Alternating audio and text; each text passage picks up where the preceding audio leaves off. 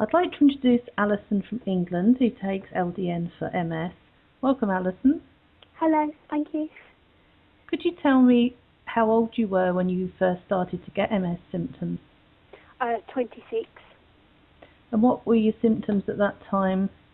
My right hand went numb all the way up to my mid-forearm. You could stick pins in me and I really wouldn't feel it. So I went to the doctor and he prescribed that I take Nurofen for a week, and that if it didn't get any better in that week to come back. I did take the Nurofen, but within that week my left eye started to... I didn't go blind in my left eye, but I got very bad vision. So I went back to the doctors and saw a different... It's a group practice. Saw a different doctor, a lady doctor, and she said, "Oh, you're off to the eye hospital now."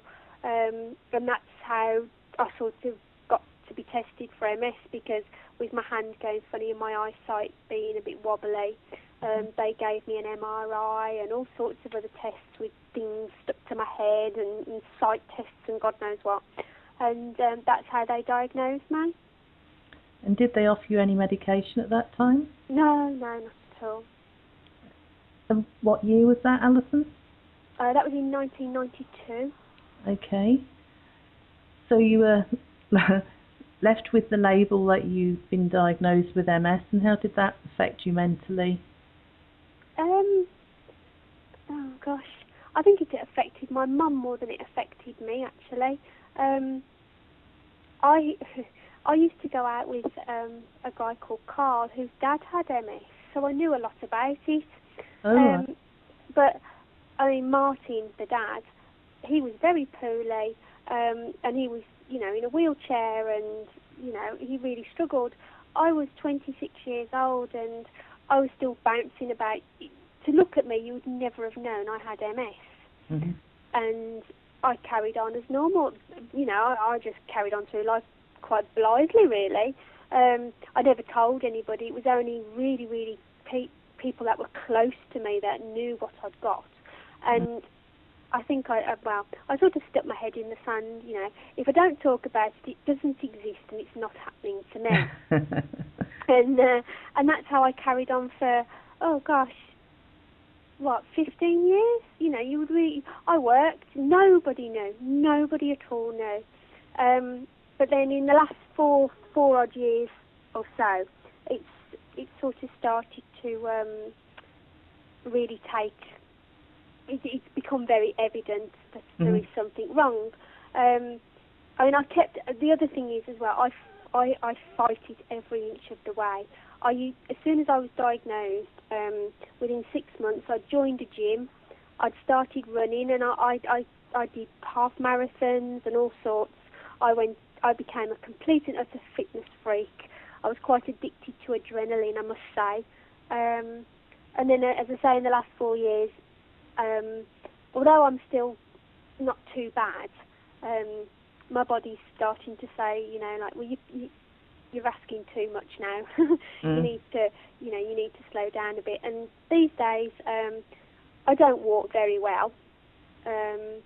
I've not got much balance. My balance is terrible. I can't, unless I'm holding on to something, I can't sort of walk across a room. I have to hold on to things because the floor sort of comes up to meet me. Yeah. What else? Oh, with all MS sufferers, your bladder just goes berserk. So my bladder seems to have a mind of its own. So what would you say your symptoms were, Alison, before you started LDN? Oh, I was on a fast track to a wheelchair. I definitely was. I spent most of my life, it seemed, asleep in bed, really. I had no energy whatsoever. I'd get up, go downstairs, make myself a drink, come back upstairs and collapse into bed, and I'd need a nap to recover from the stress of going downstairs, It was you just think, well, this is it now.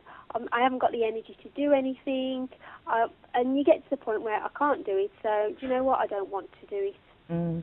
And you become very lazy and lethargic and quite depressed. Although I'm quite an upbeat person, I don't do depression easily. But I did sort of think, my God, all my friends are going out and having fun and doing what they want to do, and I'm stuck here. And yes, it does really get on your nerves a lot, actually. So what would you have said at that time, your quality of life on a score of 1 to 10, and 10 being the best?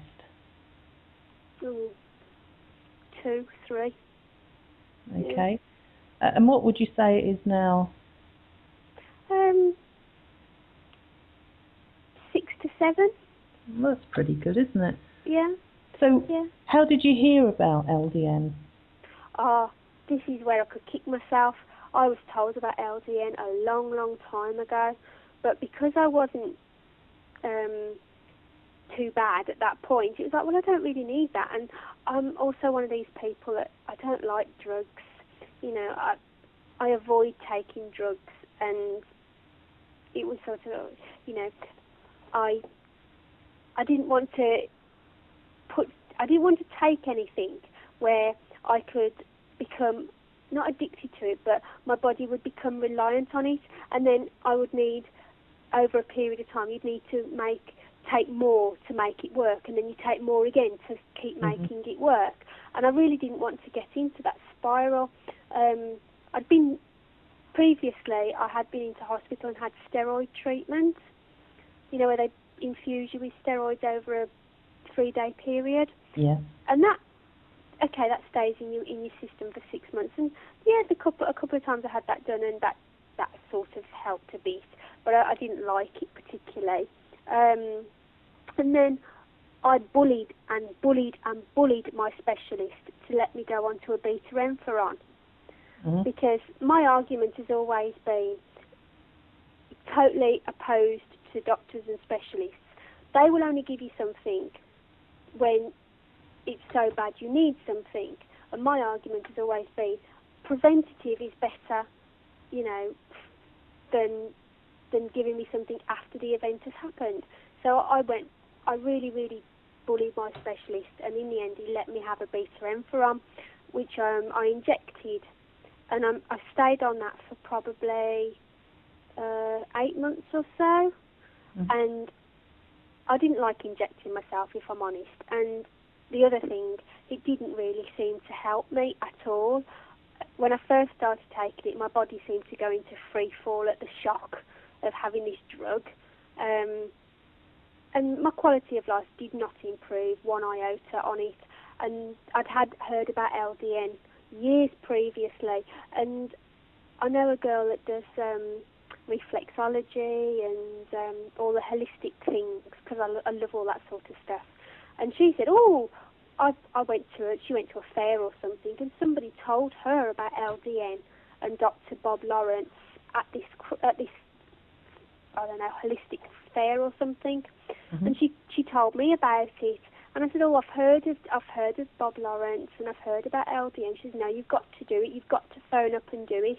So I had his phone number, and I phoned Bob and talked it through with him, and thought, well, nothing ventured, nothing gained. I'll try it.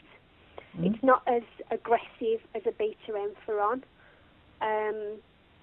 So that was it. And the first couple of months I took it, yes, I did feel a lot better. Initially, straight off, I felt brilliant. And then, as my body started to get used to it, I sort of went into a dip. And I didn't go backwards or anything. I didn't end up being as bad as I was. But I just sort of, I don't know, maybe I was pushing myself too hard and I got fatigued, I don't know. But I sort of went through a dip with it a bit.